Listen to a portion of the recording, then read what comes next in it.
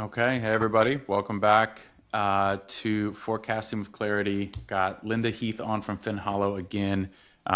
This is the second of our fourth session, and today we're getting into everybody's favorite topic, cost of goods sold, and most importantly, margin, which I like to call profit. And I think that's what everyone likes in business is how do we get some more margin? How do we increase our margin? How do we see more profit? So this, I think, is going to be great content because I've been a part of a couple of organizations, Linda, where sales are through the roof, margins declining, COGS are going up, and we can't figure it out. And I've lived that life. So I'm thinking there's going to be a lot of value here that people are going to be able to take away. So how are you doing today?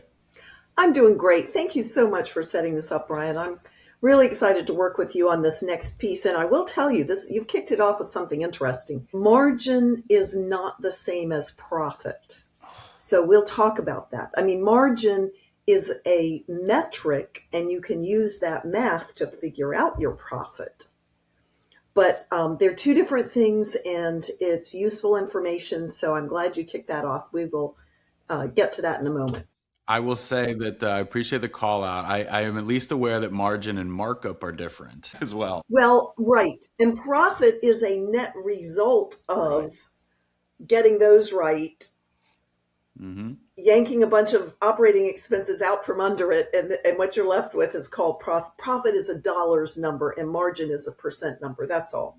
But they point to the same thing. But I guess that's one of my specialties, being very precise about math. I love math. Anyway, we really appreciate you organizing this so that we can share content. I know a lot of business coaches out there, any client company with a business coach, your coaches are always saying you need a budget and you're always saying it's too hard. I don't have time. But I do want to just give you a little bit of background. Eric couldn't be with us today. You see some highlights of our combined career. We have been involved and passionate with business owners for many years. It was all pointed toward helping the banks. And we both came to a realization a couple of years ago, we would rather work for business owners. The model of borrowing, commercial borrowing, has changed through the decades. And banks expect their borrowers to have their big boy panties and their big girl panties on and know how to fend for themselves. And that's a really difficult model for most business owners. So we're going to talk about, ultimately, this will begin to help answer questions like, how are we doing? How do we compare to our competitors? Are we still bankable? And what I got frustrated with as a banker was seeing these caca type of loan request packages. The financials were just all over the place.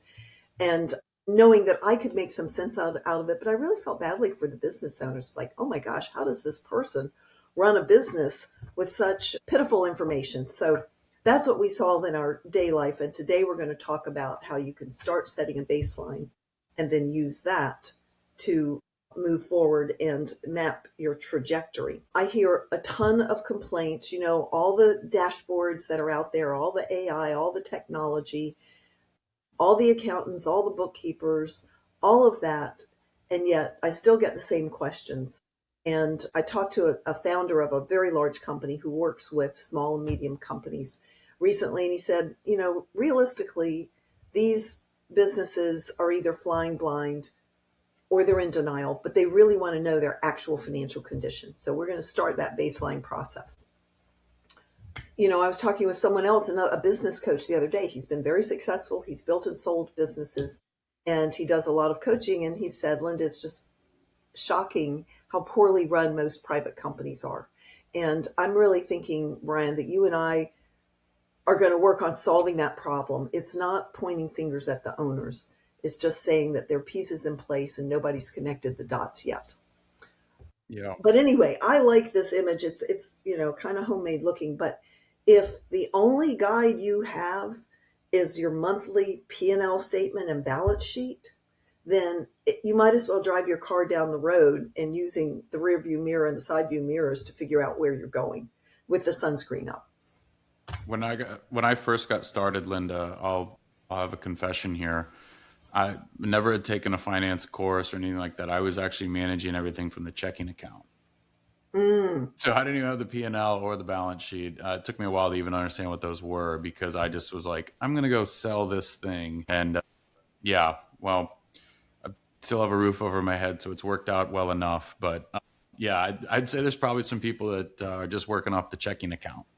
So yeah. right. And so what that is rear view information because you're entering transactions that have already happened and you get no guidance for going forward. So let me show you where we're going with this series. And I think, Bryan, you're posting the recordings of each one. So if somebody misses a meeting, they can go back and get Yep. the whole thing. But ultimately, in the third week, you're going to have three different versions of a budget for 2026. And this is a summary sheet. We'll show you how to put it together. May look a little overwhelming right now, but it's not. But we're only looking at high level budget items. And you can see over here on the left, revenue, cost of sales. That mathematically turns into your gross profit. You subtract operating expenses, and then there's always some sort of other net income, other net expense, and also the famous ask my accountant because you got a transaction, you have no idea where it goes. And that's where you end up with your net income or loss before tax dollars. And in this column, and still in the blue section, I hope you can see the cursor moving. Can you, Bryan, see the cursor? I'm not seeing the cursor actually. Let's see. Okay. How about now? No. Nothing. Okay. But Technology, there is a right? column that says 2025 actuals, and I'm going to walk you through. You're going to put that data into the first sheet. And then as you go through each week, you're going to test assumptions. What if this goes up? What if this goes down? What if we do more of this? What if we do less of that? What if, our big client leaves as they're threatening to? Whatever it is, you'll do tests. I'll show you how to do that. And then we're going to consolidate your best guess, best estimate, best possibilities in the column that says 2026 best case optimistic. That's where entrepreneurs live. I get it. You could not get up every day and go in and do what you do if you didn't believe it was going to work. Now, as the banker, when I would get these loan packages, I would go, yeah, right. And I would begin to administer deductions and reductions and things that I had observed through the years. And that becomes 2026 worst case, or you're going to have, what if you end up with more challenges than you believe or you hope for? And then we'll show you how to do some very easy industry research and find out what the industry says might happen to businesses like yours coming up. And then that becomes your 2026 most likely with industry outlook. And somewhere in that range is probably what your year is going to look like for a normal going concern.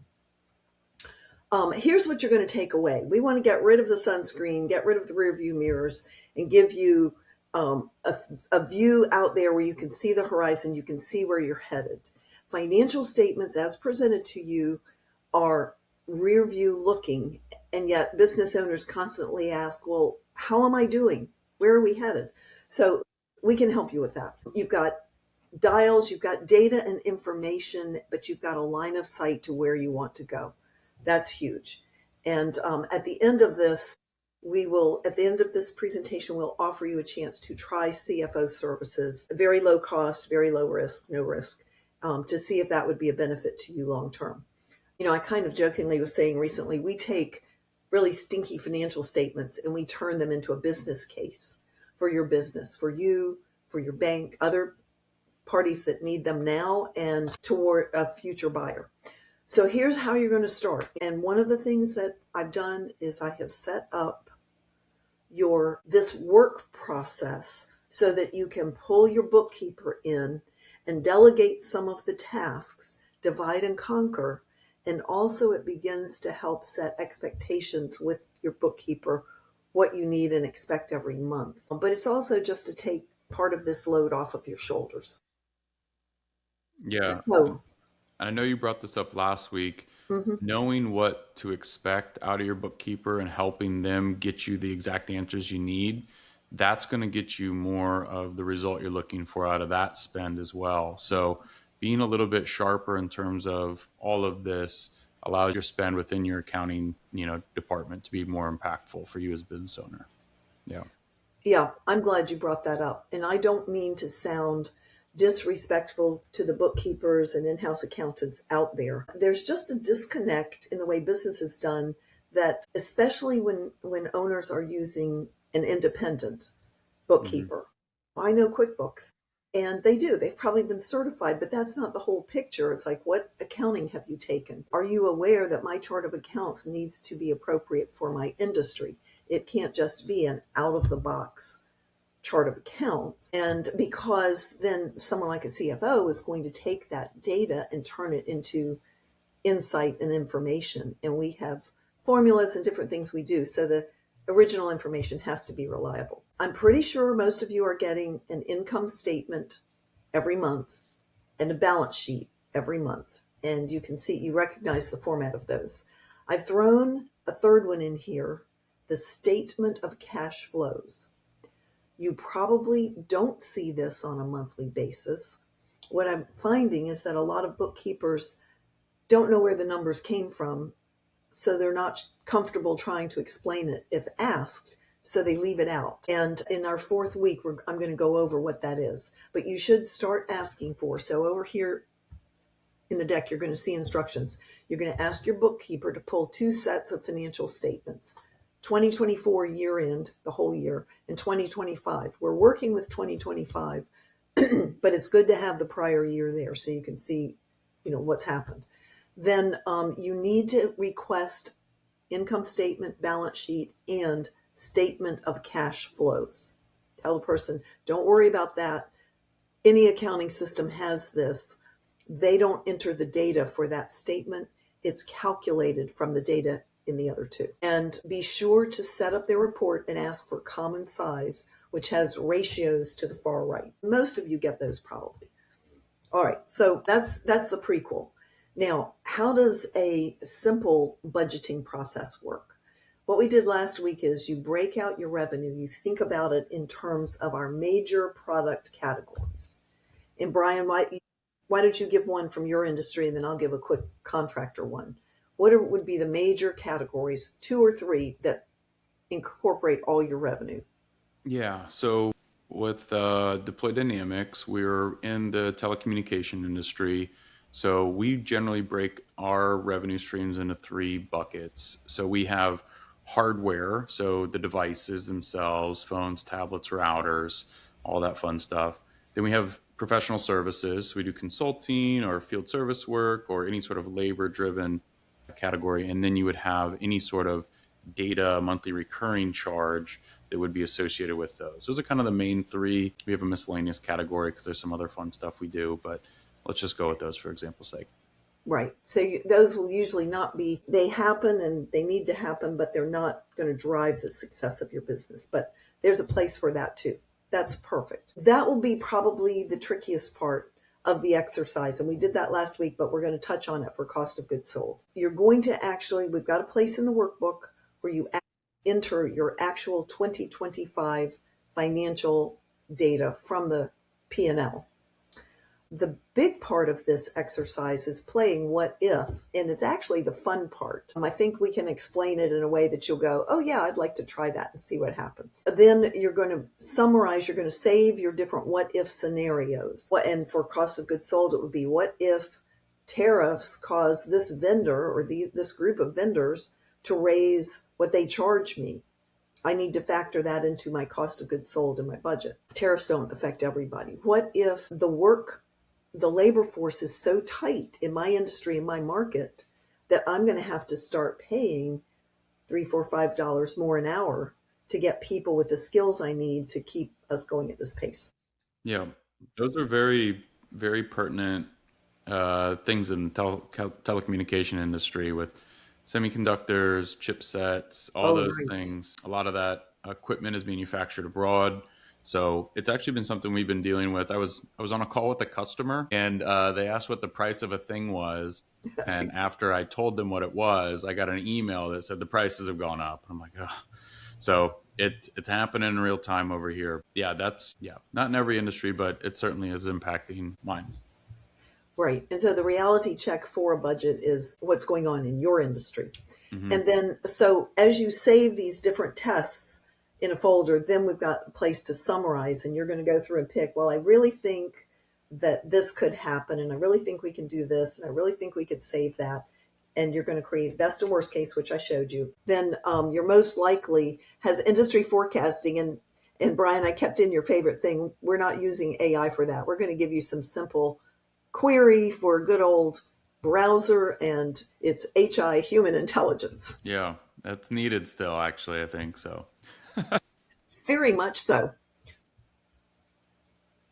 So this is what I'm going to, now we're moving into the part where I'm going to take you step by step. If you have the workbook in front of you, you'll have a blank one. And I want to tell you how it works. Green areas on your worksheet are areas where you need to enter data. Revenues, cost of sales, then over, if you look more to the right, we've got a place to accumulate operating expenses.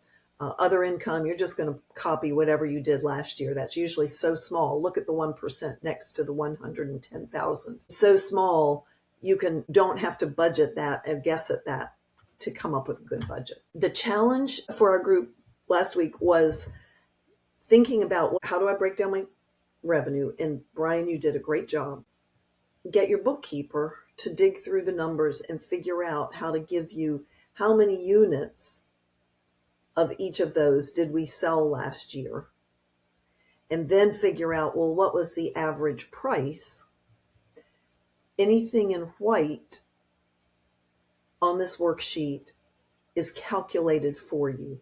So if you look at major product service sales, this one was designed, the case is more around a contractor.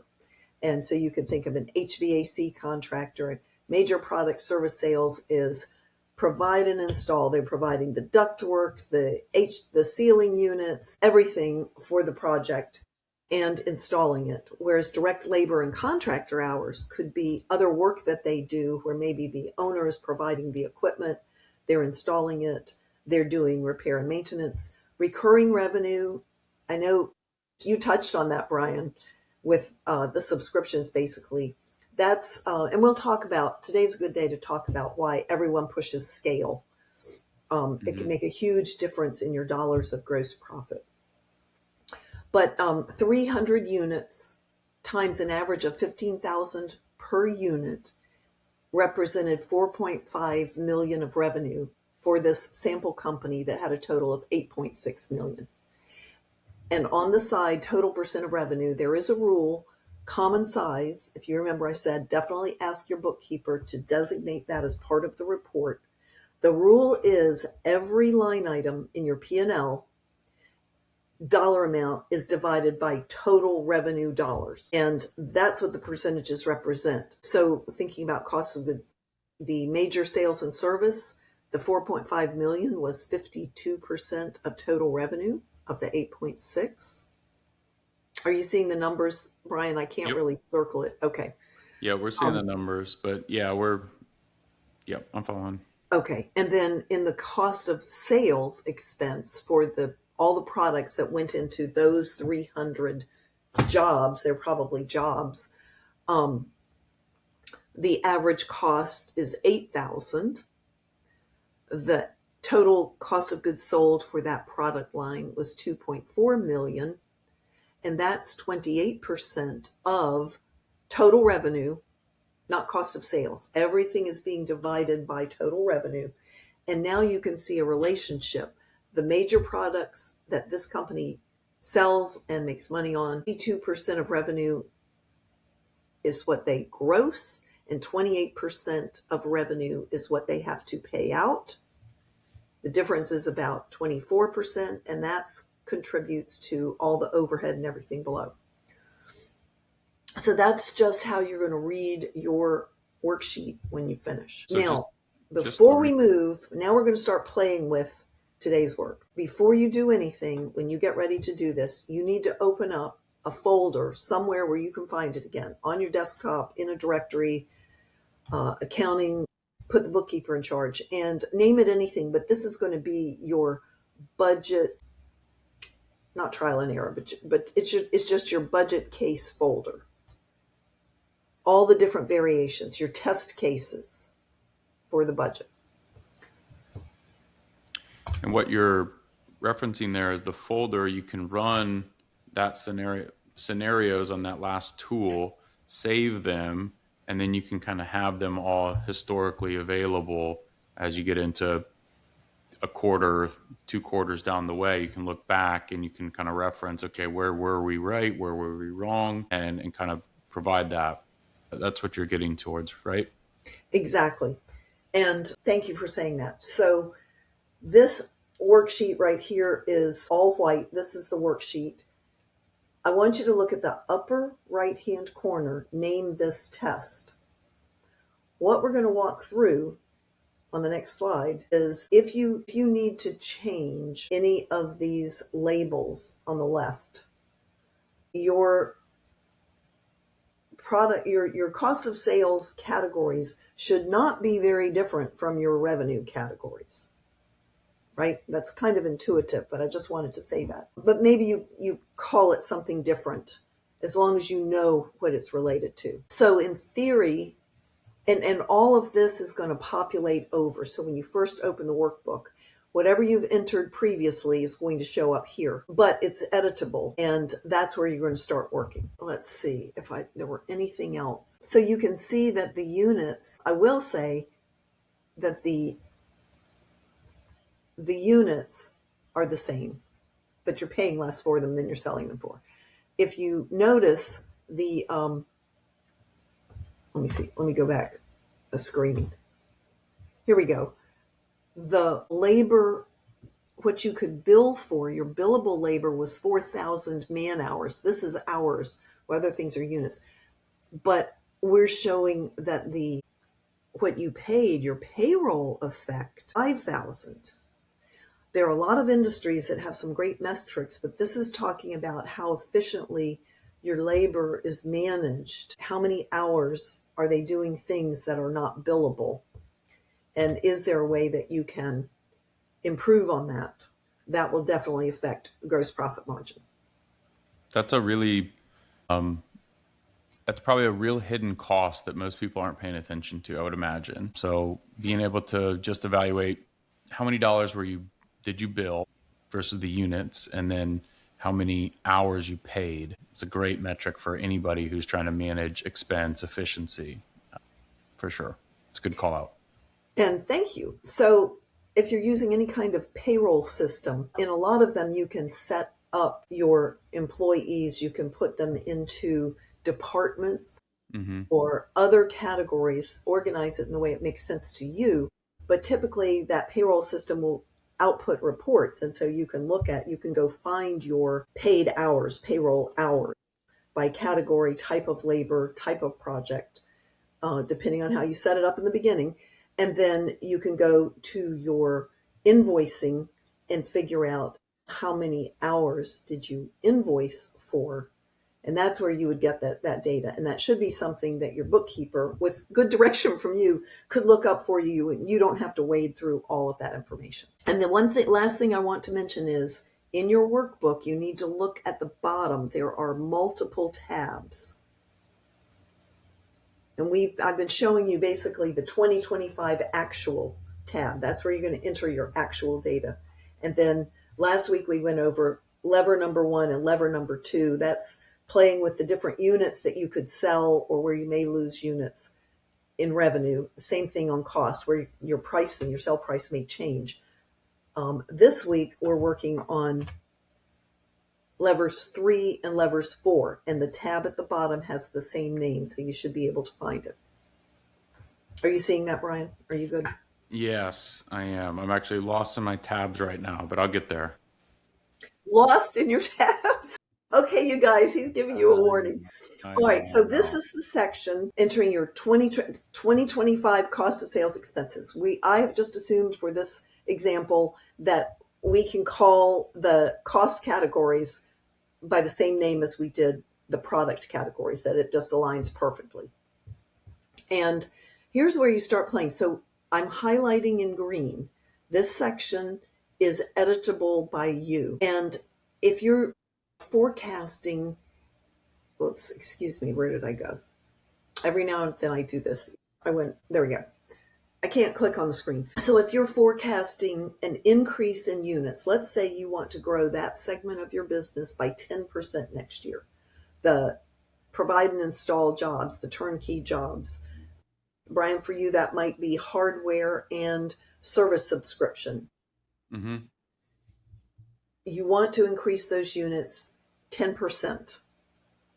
Then your cost of goods sold needs to go up by the same amount. So where you just played with different units, you need to match those up in your COGS section. Excuse me. Director or contractor hours, again, same idea. If you're doing more work, if you're growing that part of the business, you're going to have more hours that you're paying for. Your employees will probably be working more than just the billable hours because they come in, they've got to get the trucks ready, or they've got to go to the warehouse, or they're doing paperwork, or they're interacting with customers out on the sales floor with no guaranteed sales. So you're paying them for work, but it's not all billable. But if you use this as, if you go, hey, I never thought about it that way, and you start thinking of ways to improve that, I'll give you a quick illustration, then you could factor an improved ratio in here. So years ago, I was working with a call center. They had identified different metrics, and one of the things was as soon as the employees came in, the time clock or the place where you register and clock in was right there by the door. And then they would go past the receptionist and catch up. Hey, what's the news? How are you doing? I hope your dog recovered. And they'd go past the break room and, yeah, I've got to get my coffee and put my lunch away and hang up my coat. And they'd make their way back to the work area where they would then plug in, sit down, and log into their computer to start taking calls. And then there was a lag. They may have certain things they have to do and set up before they could actually take the first call. That business billed the customers by call minutes. How many minutes did we talk to your customers for you in this answering service? But the owner was paying payroll based on the time they walked in the door to the time they left. And one of the solutions in that business was, you know what, we're going to put the time clocking in area right next to the workstations. So as they come in, they can talk to the receptionist and chat with their friends and do all their personal stuff. But they log in when they've gotten to their work area and logged into their computers. To us in minutes, it doesn't matter. But if you're taking lots of calls and you have lots of operators, it adds up. Mm-hmm. So that's kind of just a tip on how you can begin to think about managing. Bryan, did you have anything where you... No, you were bringing up some flashbacks of the past. I've had to deal with that. That's a really difficult management activity, right? Right. Because people are in the building, they think they should be getting paid. So that is a challenging thing. So thinking ahead and just being aware of that. But to a degree, that also gets exploited. Definitely time theft is a challenge on both sides. So that's just kind of more managerial. But the other thing I was going to say is, as you're thinking about those types of activities or things that happen in your business where there's leakage and efficiencies, some of the things you mentioned are pretty good use cases for some automation or some technology to solve some of those as well. So maybe instead of, hey, we're not going to pay you to fraternize with the, employees, it's how can we save money on other areas? So just having the lens generally of where is waste occurring in my operations by having a better grip on your numbers and a constant focus on it, you're going to find those opportunities to save money and provide a better work environment too. So I think that's something that we talk with a lot of companies about. I was talking to one literally yesterday, and what they do is they help companies in individuals with structured settlements make sure that they get what they are legally entitled to there, and they manage the cases. But they have to spend a lot of time helping these people make sure they get to their appointments for their court hearings, and they're having to spend, they make phone calls like 2-3 times before a court appearance to make sure that their customers have the right knowledge on how to use Zoom and access certain technology, and they're providing that to them. And our thought was, well, why wouldn't, could you do that with a landing page or something like that, and how much time that would save and just record it once. And that immediately started the kind of waterfall of ideas of, wow, that's actually a lot of time we're spending. It's great customer care, but that's a lot of time for our staff. Just that generally is the thought that when we get into this sort of thing, just hidden money, hidden costs in a lot of places. And two things I want to piggyback. I'm sorry about my throat, people. It's allergy season. Mm-hmm. I got a green tea over here, so I'm There you go. So nursing you're in the same myself. boat. Um, in talking about managing labor and that sort of thing, we're not trying to say that your environment needs to be a sweatshop, but it's that camaraderie when people come in and, oh, she remembered my dog was sick. That relationship building is important Mm-hmm. to humans, but it's beginning to use numbers to just give you clues. Could we do things differently or better? Maybe it's something you get do a team building exercise by getting people involved in, and so forth. And to your point about the structured settlement, if the attorneys are the ones guiding these clients through all the hurdles, then it could be very cost effective. You're losing billable hours at $300 an hour Mm-hmm.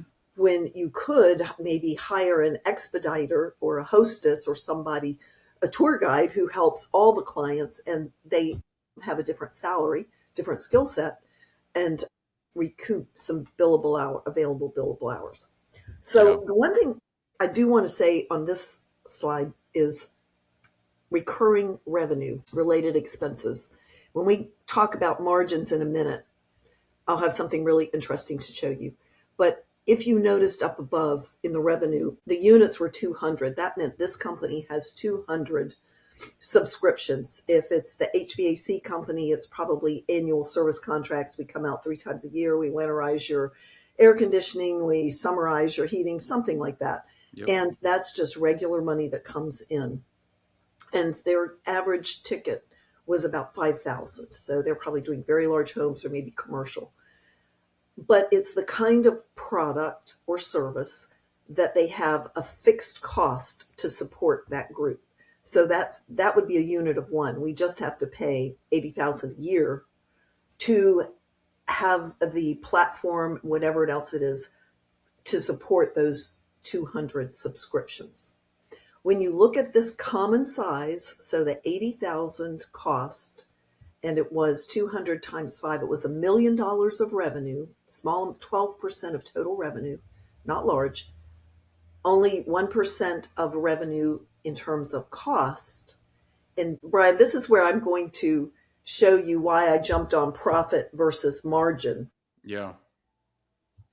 We'll talk about what happens if you say, we're going to double our subscriptions. We're going to double our service contracts. We're going to double that this year. So we're going to have 400 clients paying an average of 5,000 a year, 2 million in revenue.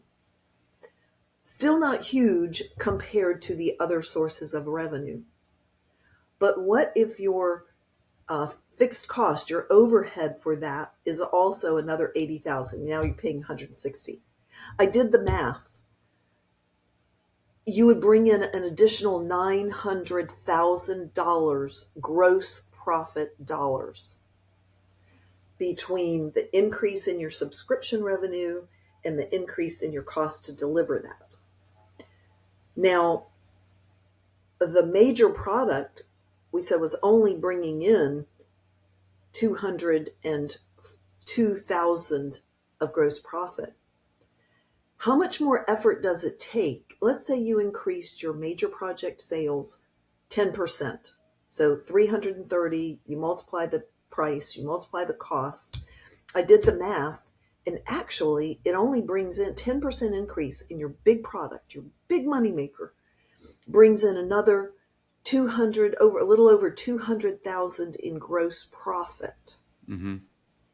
But doubling your subscriptions could bring in 900,000 additional gross profit. Where do you want to put your time and effort? Where do you definitely need to keep your core business going. But that's where understanding when is it a dollar amount, when it is when it is a irresponsible clicking, I apologize. When is it a percentage or a margin issue and when it is a dollar issue? Does that make Yeah. sense? Yes. Yes. It makes sense to me. Okay. So tab number 4, lever number 4 down at the bottom, then that's where you're going to test one at a time. What's going to happen here if we do this? What's going to happen here? Notice in the upper right-hand corner, it's really essential. Every time you test an idea, you test one thing on your spreadsheet, and you'll be able to look down and see, oh, what did that do to the gross profit? That one change, assuming everything else is equal. And you can look down to the bottom where we have your net profit from last year and find out how much more money drops to the bottom line if we just accomplish this one thing, or how much money comes off of the bottom line if we can't get a grip on this other thing. But you can only change one variable at a time, and then you name that test. This is the double subscriptions test, for example, and you save it in that folder, and then you come back and you say, okay, what if we can get the excess labor hours down to 470, or excuse me, 4750, and we're selling 4,000. We just save a little bit there. What does that do to the bottom line? And then all other, you say, I don't know, that might go up 10%. So now it's 440,000. What does that do to the bottom line? What if we can consolidate some of our major vendors from 8 down to 3 or 4, but negotiate a better discount for volume purchasing? Right. You can have those conversations with vendors. Talk to your sales rep. I was gonna jump in. Please do. I think this is something that a lot of companies, growth companies specifically, they've been kind of figuring it out. It's the hustle mode. They're just getting things going. You're 3-4 years in business. You've hit that $5-6 million mark. Maybe you hit 10. Like you've really caught fire. I think most people spend a lot of their time just trying to sell the next thing. What is incredibly important, especially as I'm hearing this, is once you have that baseline, you have numbers and you're doing well, you can get really, really focused on one or two things. That is going to become like your strategic initiative within your organization for growth. What I find when I'm talking with organizations, especially in that early kind of growth stage, is they're scatterbrained. They're trying to figure things out. It hasn't kind of fallen in quite where they want it, and it's because they don't have, the focus on and a grip on the money. I think everyone stays with what got them there in the first place: sell more widgets, sell more widgets, sell more widgets. And this is really, I think, insightful if you're a leadership team or just a business owner on your own. How do you focus in on your time? Because the other side of this is, how do you get the rest of your company to buy in? Because that is waste that is incredible. And I don't know if this is in a spreadsheet down the line, but getting people, like failed initiatives, to grow and do things is huge loss of time and money and resources. But having a really sharp, we're going to do this one thing or the second thing after that, and this is going to be the result we're looking for, really helps put focus on the why behind the the activity. And I think that also helps from a management perspective and into just employees buying in. So I'm adding to the value here, but it's way beyond just getting numbers right on a spreadsheet. Like, this is how you steer and drive your business, especially as you're looking to take it to that next level. How do I get from point A to point B here? Exactly. That was a great segue too. So what will happen is you'll have tested a different variety, and you can watch your gross profit change and watch your bottom line change with each single change. And you're going to name each test, name it so you can remember what it was about. Now, once you've gone through this discipline for revenue and for cost of goods sold, You could also create some tests where you change more than one variable. You're probably going to be selective, but you've got to have these individual tests first so you can figure out which improvement puts more money into our gross profit, because that's what we've got to cover our overhead. And next week, we'll talk about all those initiatives that you have that you might want to. We've got some line items where you can put those in. If you can figure out what that initiative might cost you, you can add that into your overhead. If you have figured out that certain things aren't working and you've decided to close the Lynchburg office, you can also subtract that from last year's overhead to see what that change, how that's going to benefit you. And I think you can see the common size, your cost of goods sold as a percent of revenue plus your gross profit as a percent of revenue is 100% of revenue. It's a subtraction, a simple subtraction. Mm-hmm. Okay. I was thinking about some other ways you could get intel on where costs may be going. I would caution you, the media's full of, tariffs are making everything expensive. Oh, this, oh, that. Well, there's some industries we have that export.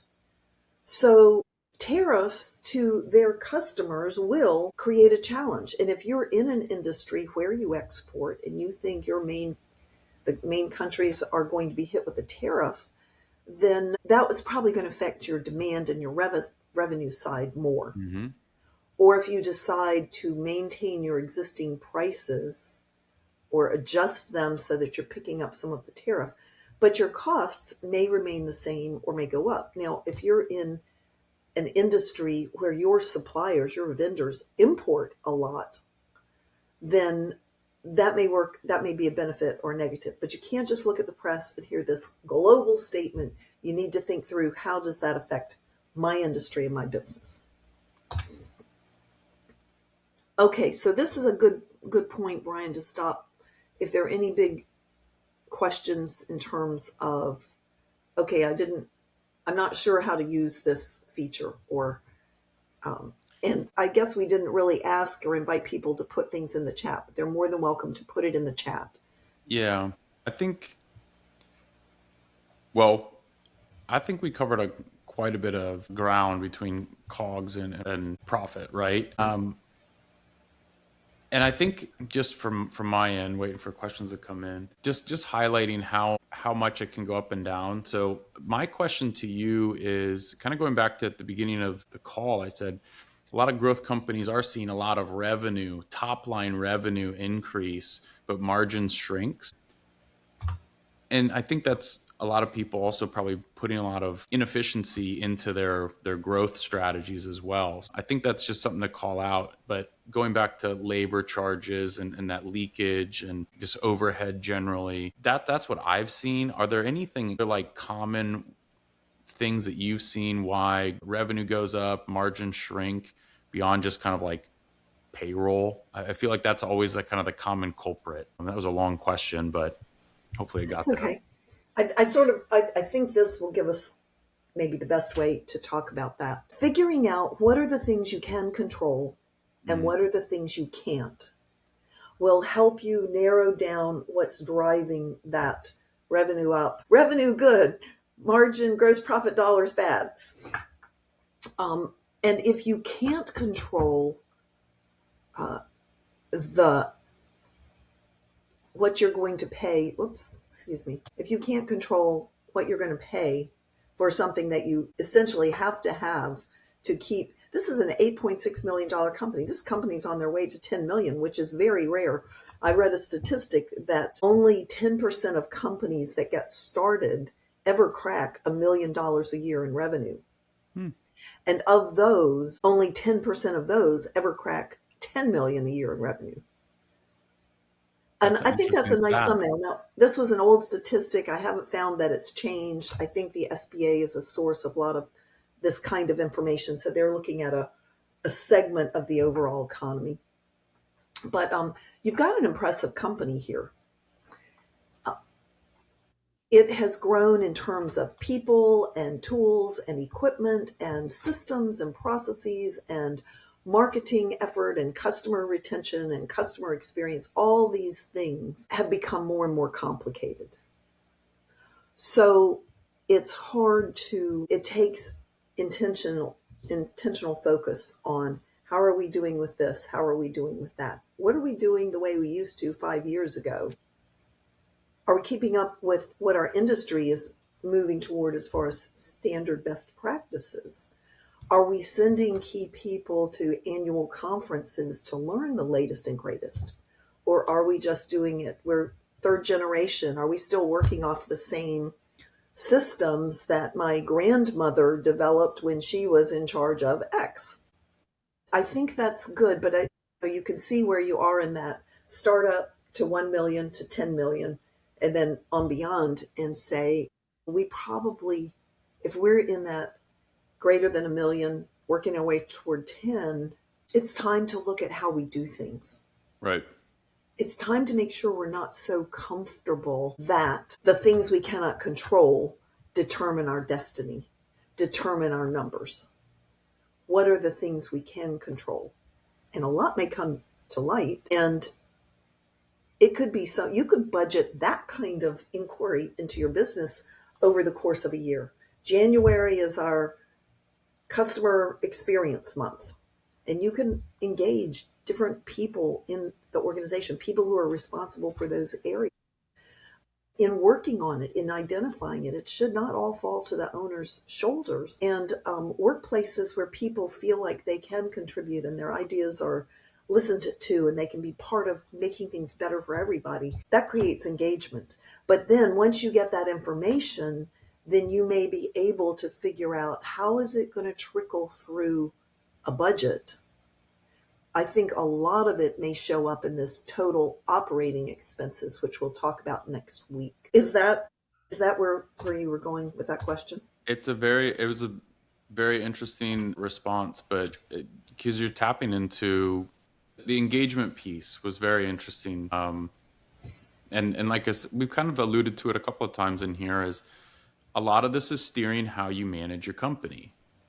So there's lots of challenges getting an engaged workforce who really is like helping spot those opportunities within your organization. So just another comment on it is, I think a lot of really talented individuals find themselves in these, growing $3 million to $7 million companies, and they're there to push it to the next limit. But absent of a good, strong, firm grip on your finances, those talented individuals are probably coming from a corporate environment. They're looking for a little bit of a culture change, and they're used to seeing numbers, and they're numbers driven. And we're going to move the ball forward in this company. We're going to increase X by Y. And I think that's where even, just having the right talent and being able to identify how to leverage that within your organization, numbers. So the common theme in all of this, and this is why I'm so excited that we're having these webinars, and hopefully we get more and more people to use the tools and watch and all that. But without a firm grip on finances, there's so many things that spill out and get sloppy, and probably, worst case scenario, you go out of business. But you end up running a really cruddy company that people don't enjoy the time they're there. There's not a lot of structure. Everything feels like a fire drill. And it's funny, you're helping from a dollars and cents standpoint and financial planning.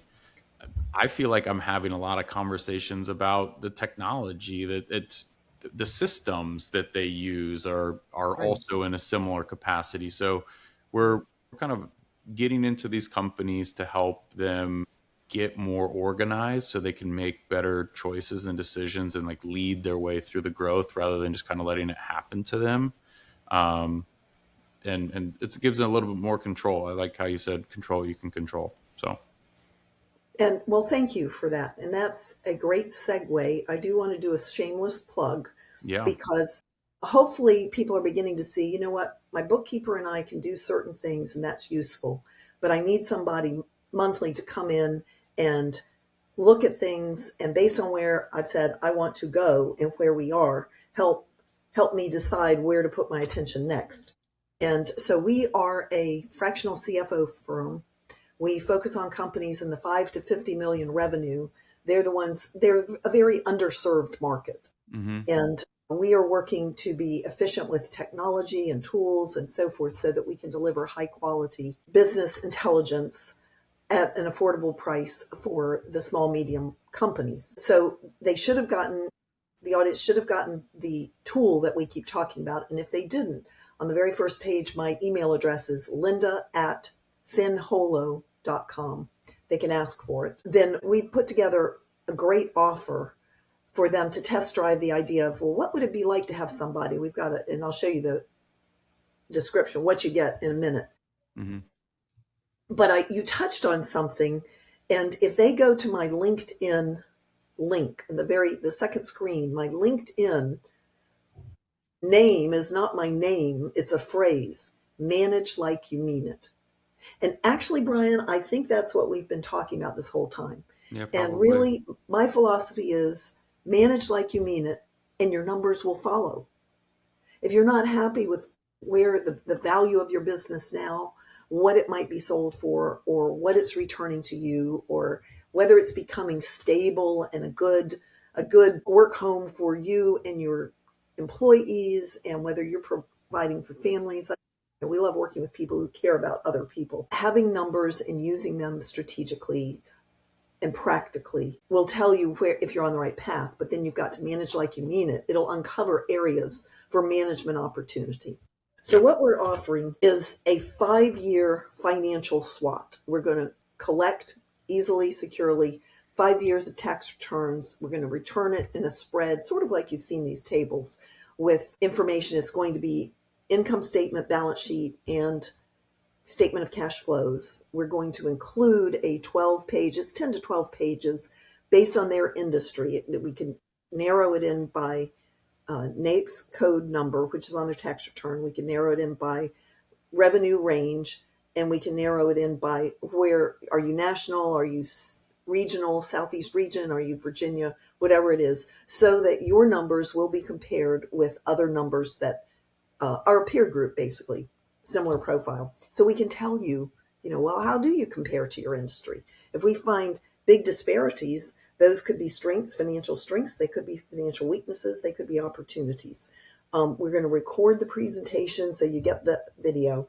If someone decides to test drive the CFO support, then we will also, if you get stuck on working with this workbook and you've been through the recordings or the class, then we'll sit there and take a look at it and talk you through where you're stuck and give you some suggestions. And then you've got the workbook that was included with the call, and then we'll record that presentation so you have that information. And really from a standpoint of the value, and we have always generated a higher ROI, return on investment. So the value might be almost $6,300. You are probably going to get somewhere between $15,000 and $30,000 of aha that you can turn into money. And Bryan, this is for your group because you've been so great to put this together. It's just under $2,900. Here's the gotcha. Limited time only. Everybody sells that way. Fear of missing out. If they email me by end of business today is Thursday, March 18th, and say, yes, I want to do this, and then we'll get an agreement and the instructions on how to provide and get them scheduled. It's probably about a 7 to 10 day business turnaround, very quick. They'll have it while it's on top of mind. And so I just want to leave you with the thought that if all you have is bookkeeping and traditional accounting, it's valuable. It's actually compliance. You can't get rid of it. It's essential. You need it for your tax accountant. You need it for filing your business personal property tax and sales tax reports. You need it for your bank if you're borrowing money. You need it for risk management, fraud prevention, that kind of thing. But what you really want is someone who can help turn that information into the bird's eye view, the future, where you're headed. And so we say, we promise, our brand promise is financial clarity, forward looking. That's what everybody's asking for. And we'll explain it to you. And that's a monthly subscription. So I appreciate Bryan. I appreciate your audience. Would look forward to helping as many people as possible.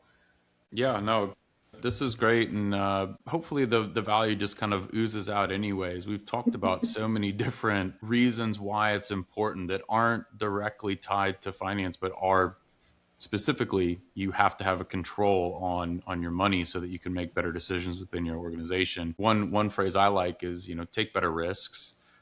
Where you're going to make your investments, you have to have your kind of ducks in a row and a good grip on things. That way you can be, strategic. And obviously you got a lot of people under your care, and making sure that they get paid every single week or every other week, whatever you pay people on your cadence, that's important as well. And those people, commit a lot of time too. So investing into your company's financial clarity and making sure that you're being responsible, I suppose is the right word as an owner, that you're responsible for a lot of people. So Hmm. $3,000 is it's not even $3,000. It's a crazy value. And I think there's so many ways that you can apply the knowledge. And once you learn it, that's a skill that you can take into the next venture, and on and on and on. All right. Thank you so much, Bryan. Yeah, Have a this great is day. great. Thank you to the audience. Yep. Look I'm forward to looking hearing to, from people. you bet. Bye, Linda. Bye.